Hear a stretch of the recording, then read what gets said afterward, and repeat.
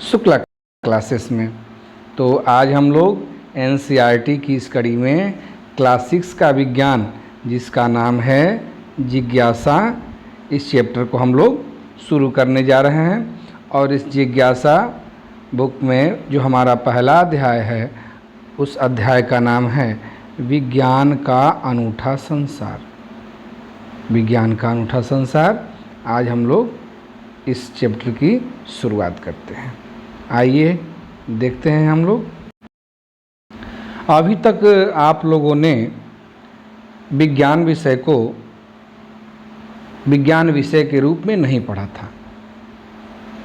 वर्ग 3 से 5 तक जो विज्ञान और सामाजिक विज्ञान दोनों की एक मिक्स किताब आती है उसका नाम है पर्यावरण और हम।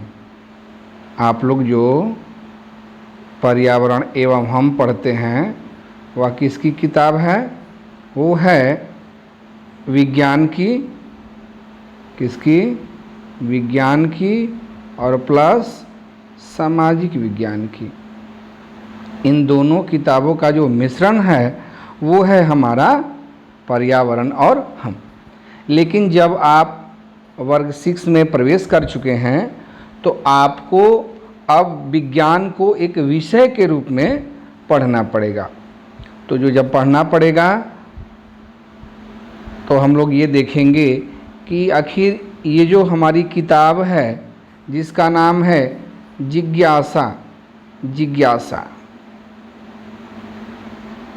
जिज्ञासा क्या है? जिज्ञासा सबसे पहले तो हम लोग ये जानेंगे कि जिज्ञासा इस किताब का नाम क्यों पड़ा।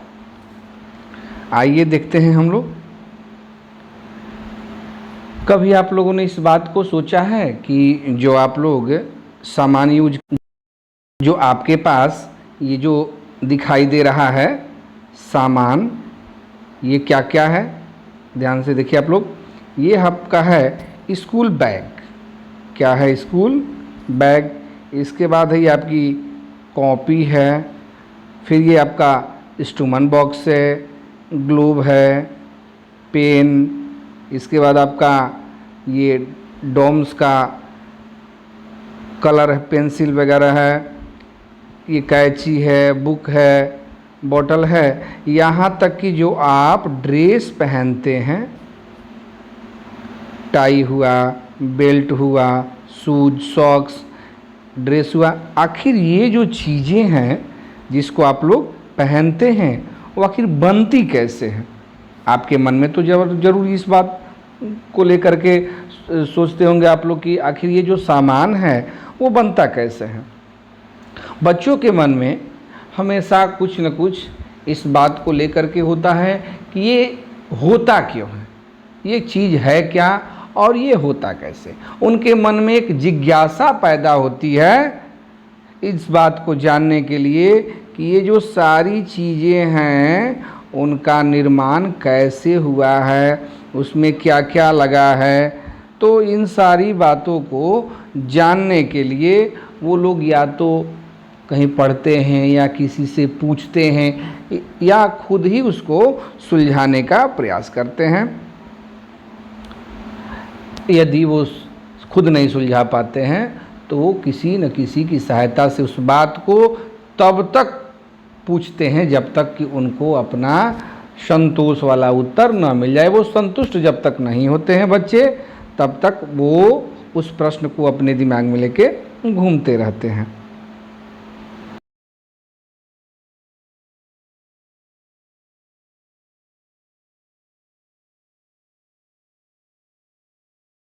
जिज्ञासा रखा गया है।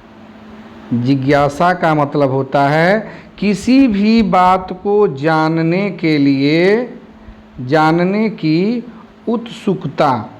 जो किसी बात को जानने के लिए उत्सुकता होती है, चाहत होती है, वही उसकी क्या होती है?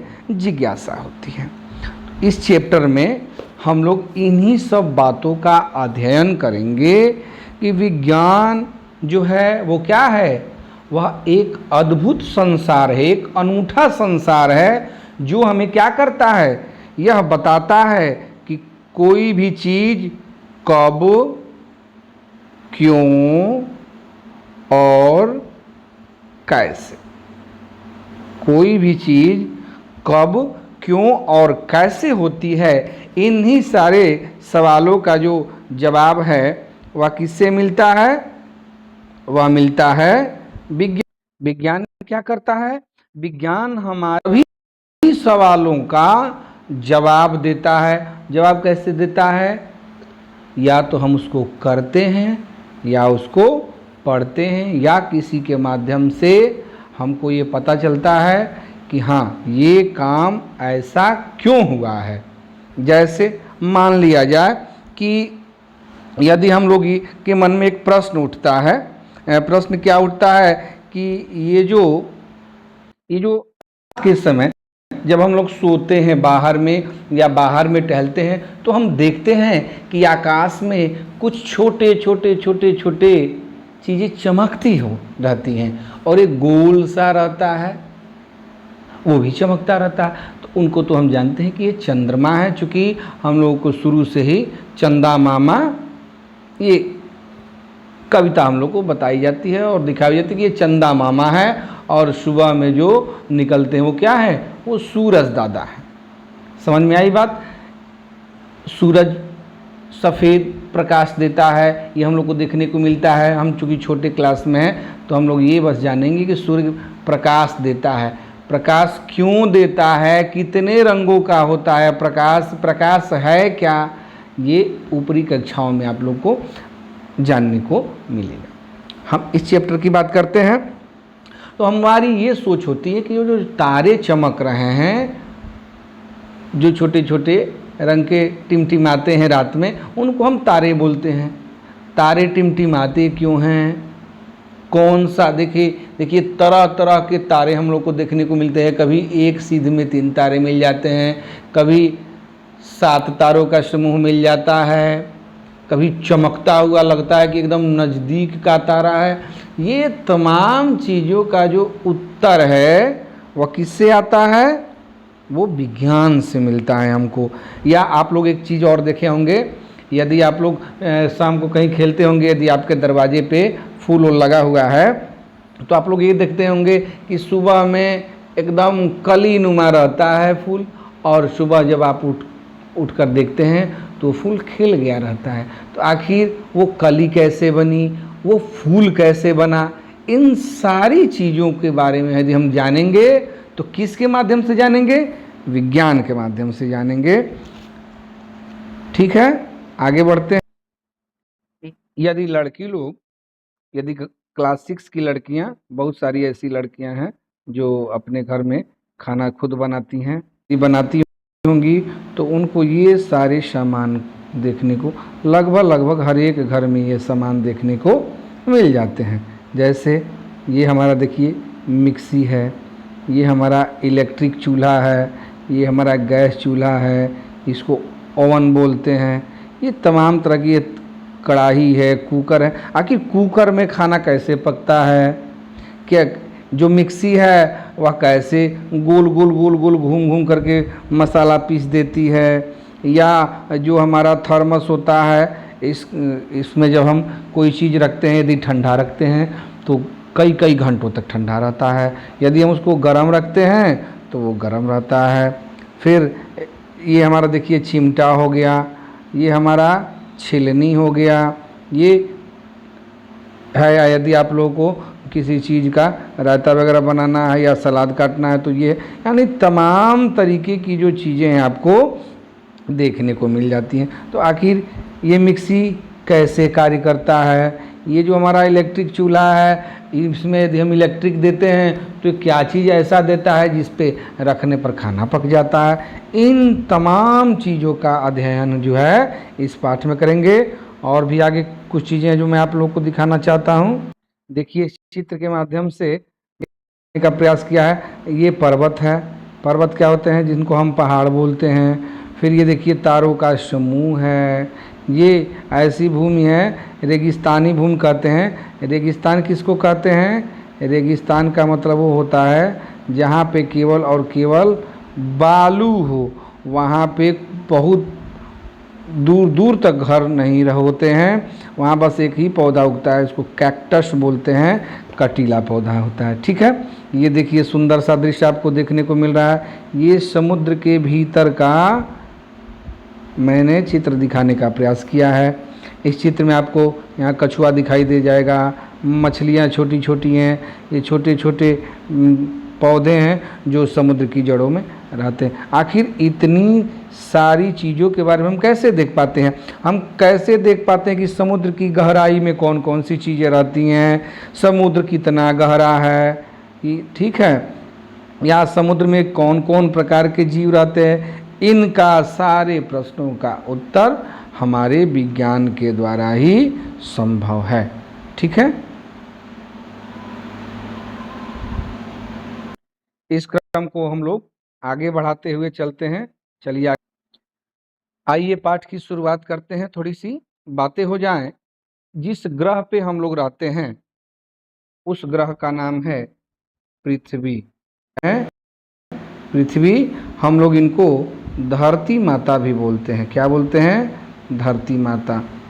क्यों धरती माता बोलते हैं? क्योंकि इन्होंने अपने ऊपर इतने सारे जीव जंतु, पहाड़, मनुष्य, जानवर, वन, नदी, इन सबको क्या किया हुआ है? इन्होंने धारण किया हुआ है। जीव जंतु सभी चीज़ों को। और एक चीज़ और है कि यह पृथ्वी ही हमारी है जिन पे क्या है? जीवन संभव है। क्या है? जीवन हमारा संभव है। बाकी अन्य ग्रहों पर जो है जीवन की खोज हो रही है। जीवन की क्या हो रही है? खोज हो रही है। अब देखते हैं आखिर ये जो पृथ्वी है यह क्या करती है, हमको क्या देती है?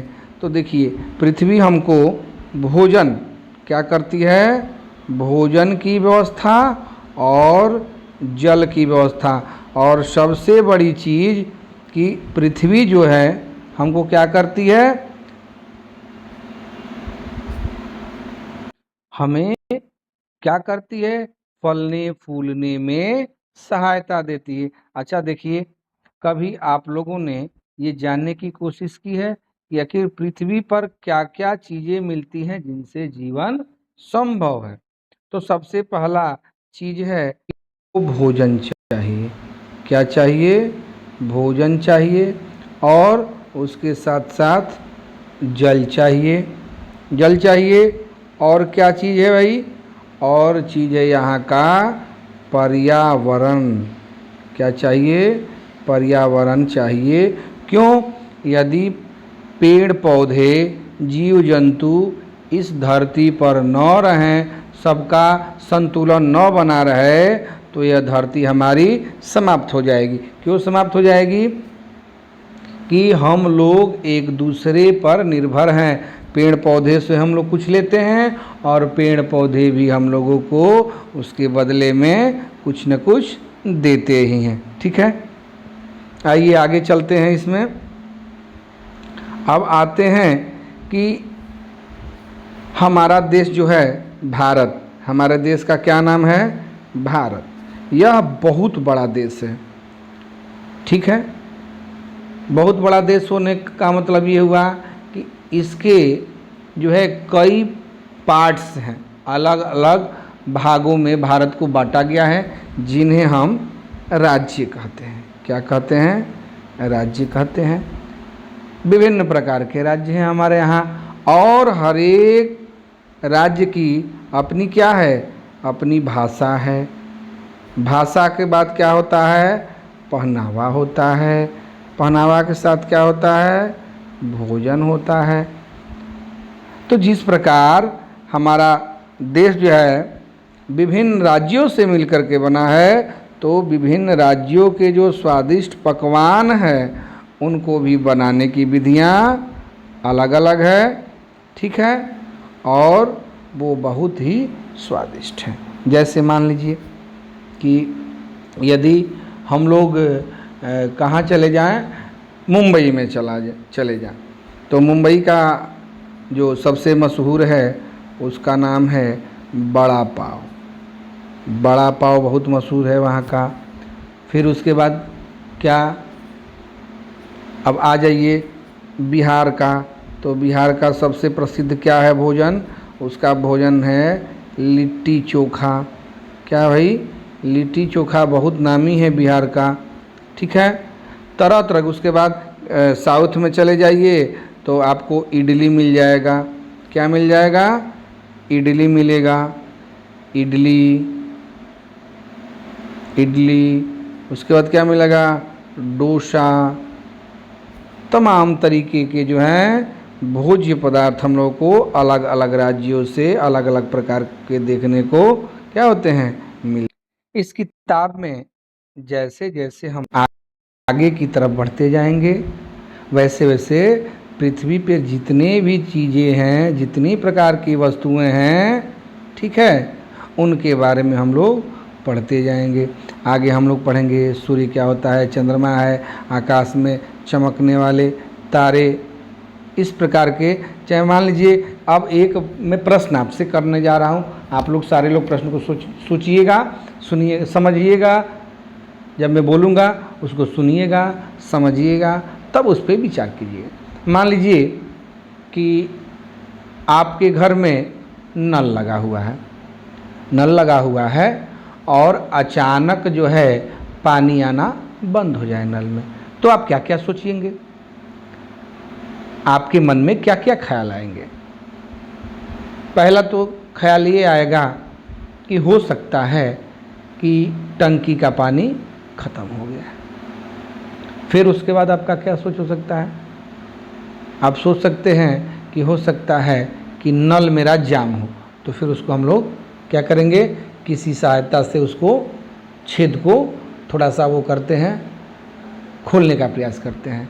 या ये भी हो सकता है, ये भी आप सोच सकते हैं कि हो सकता है कि टंकी मेरी क्या हो, उसमें कचरा फंस गया हो, जिसके चलते पानी होते हुए भी वो आगे की तरफ सप्लाई नहीं हो रहा है। कुछ भी हो सकता है, लेकिन होगा क्या कि जब तक आप उसको देखेंगे नहीं कि वाकई में हुआ क्या है, सबसे पहले तो हम लोग कहाँ जाएंगे, सबसे पहले तो हम लोग जा करके ये देखेंगे कि टंकी में पानी है कि नहीं है। यदि टंकी में पानी है तो फिर दो चीज़ें हो सकती हैं, एक या तो आगे की सप्लाई ना हो रहा हो, या दूसरा कि नल जाम हो। तो हम क्या करेंगे कि फिर उसके बाद उस टंकी के बाद जो नल आता है उसको खोल के देखेंगे, यदि उसमें पानी आ रहा है तो हम आगे की तरफ बढ़ेंगे। यानी हमारे दिमाग में जो जो प्रश्न आएगा उसको क्या करते जाएंगे, हम लोग सोचते जाएंगे, उसके अनुसार कार्य करते जाएंगे। यानी कहने का मतलब ये है कि हम अपने अंदर जो है क्या करेंगे, वैज्ञानिक दृष्टिकोण पैदा करेंगे। सब एक चीज़ आप लोग को बता रहे हैं, वैज्ञानिक दृष्टिकोण। दृष्टिकोण का मतलब होता है समझ, दृष्टिकोण। वैज्ञानिक दृष्टिकोण का मतलब क्या होता है, क्यों, कैसे और कब, इस सब का हल खोजना ही क्या कहलाता है, वैज्ञानिक। वैज्ञानिक का मतलब क्या होता है, जो नए नए शोध करे, जो नए नए रिसर्च करे किसी चीज़ को लेकर के कि ये क्यों होता है, ऐसे क्यों होता है, ये कब हुआ, क्यों हुआ, कैसे हुआ, इन्हीं सब का जो है तार्किक खोज करने वाले को हम क्या कहते हैं, वैज्ञानिक बोलते हैं या साइंटिस्ट बोलते हैं। अब आइए एक और रोचक आप लोग को उदाहरण दे दें। मान लीजिए कि आपके साइकिल से आप चलते हैं, किससे चलते हैं, मान लीजिए ये आपकी साइकिल है, मैं साइकिल बनाने का प्रयास कर रहा हूँ, आप लोग इसको थोड़ा सा देखिएगा, गड़बड़ बन रहा है तो आप लोग सोचिएगा, इसको देखिएगा। ये हमारा सीट हो गया, ये हमारा हैंडल हो गया, ये हमारा सीट हो गया। मान लीजिए कि आप अपने साइकिल से कहीं जा रहे हैं, अचानक इस साइकिल की हवा जो है, हवा निकल गई। हवा जब निकलती है तो क्या सोचते हैं कि लगता है हमारे साइकिल में जो एक लंबा सा नुकीला सा, जिसको हम लोग अपनी भाषा में जो भी बोलते हैं, तो वो निकली हुई है ऊपर की तरफ, क्या बोलते हैं, पीले रंग की होती है, कहीं कहीं उसके ऊपर काले रंग का ढक्कन लगा होता है। तो पहले हम उसको खोल के देखते हैं कि उसमें जो है एक पतला सा लगा रहता है और उसके अंदर एक रबर का वाल्व टाइप का लगा होता है। पहले हम उसको खोल के देखते हैं कि वो कटा फटा तो नहीं है। यदि वो कटा फटा है तो उसको हम चेंज करके फिर पंप की सहायता से क्या करते हैं, हवा डाल देते हैं इसमें। ये हमारा पंप हुआ, इससे हम हवा इसमें डाल दिए। कुछ देर वेट करेंगे, फिर उसके बाद क्या होता है कि फिर हम देखते हैं कि हवा निकल रहा है। तो जब हवा निकल रहा है तब हम मिस्त्री से बोलेंगे भाई इसको देखिए। अब बताइए कि इतना बड़ा टायर है, उसके भीतर ट्यूब है, वो निकलेगा कैसे? तो उसको निकालने के लिए कुछ हथियार, आखिर ये जब पहली बार हुआ होगा, साइकिल बनी होगी, पंचर हुई होगी, तो कुछ न कुछ तो सोचा गया होगा कि आखिर इसको कैसे जांच किया जाए कि साइकिल से हवा कहाँ से निकल रही है। तो धीरे धीरे आविष्कार हुआ कि जो ट्यूब है इसके अंदर हवा डाला जाता है और कोई पानी का ऐसे टब मान लीजिए होता है, उसी में पानी भरा होता है और ट्यूब को ले जा कर के बारी बारी से ऐसे घुमा के चेक किया जाता है। जहाँ से हवा निकलते रहता है वहाँ पे बुलबुला होने लगता है। क्या होने लगता है? बुलबुला निकलता है। बुलबुला निकलता है तो जो हमारा मिस्त्री है वह क्या करता है, वहाँ एक मार्क लगा देता है। क्या लगा देता है? मार्क लगा देता है, यानी वहाँ चिन्ह लगा देता है। ठीक है। सोचिए कि यदि पहली बार किसी व्यक्ति का साइकिल से हवा निकला होगा तो फिर उसको कितना दिक्कत हुआ होगा। उसको मिस्त्री कैसे, इस बात को सोच लिए कि हाँ कैसे। तो ये सब जो चीज़ें हैं कि पहले तो साइकिल थी नहीं, पहले तो लोग पैदल चला करते थे। पैदल चलते चलते धीरे धीरे लोग जानवरों की सवारी करने लगे। जानवरों की सवारी करने के बाद तब हमारी साइकिल का, मोटरसाइकिल का, कार का, जैसे जैसे हम लोग आगे बढ़ते गए वैसे वैसे हमारा विकास होते गया और वैसे वैसे ही खोज होते गए। ठीक है। ये देखिए इस चित्र में हमारे जो साइकिल के दुकान के मिस्त्री हैं वो साइकिल को क्या कर रहे हैं, वो जो इसका ट्यूब है, साइकिल का ट्यूब है, उसको एक बर्तन में पानी रख के चेक कर रहे हैं कि हवा कहाँ से निकला है। तो आखिर ये वैज्ञानिक दृष्टिकोण कहाँ से उत्पन्न हुई, कैसे हुई? आखिर हवा की जांच हम कैसे करेंगे? इस बात को सोचने पर कोई न कोई व्यक्ति मजबूर हुआ होगा, तब जा कर के ये हमको तरीका प्राप्त हुआ। ठीक वैसे ही हम लोग भी अपने घरों पे कुछ न कुछ सोचेंगे और उस क्रियाकलाप को क्या करेंगे, करेंगे। ठीक है। तो आज हम लोग इसी यहीं तक जो है रहने देते हैं। अभी बारिश का मौसम है, आप लोग भी बारिश में आनंद लीजिएगा और क्या कीजिएगा, विज्ञान का आनंदमय खोज करते रहिएगा। उस बारिश में, बारिश कैसे होती है, बारिश की बूंदें नीचे क्यों आती है, बारिश की बूंदें जब गिरती हैं तो गोल क्यों होती है, इन सारी चीज़ों के बारे में आप लोग ज़रूर एक बार सोचिएगा और अपने संबंधित शिक्षक से इस विषय में पूछिएगा। यदि जवाब मिल गया तो ठीक है, नहीं तो अगली क्लास में जो भी आप लोगों के प्रश्न होंगे उसका हम उत्तर देने का प्रयास करेंगे। आज के लिए बस इतना ही। आगे मिलते हैं आपसे अगले चैप्टर, दूसरे चैप्टर में, सजीव जगत में विविधता के साथ। तब तक के लिए धन्यवाद।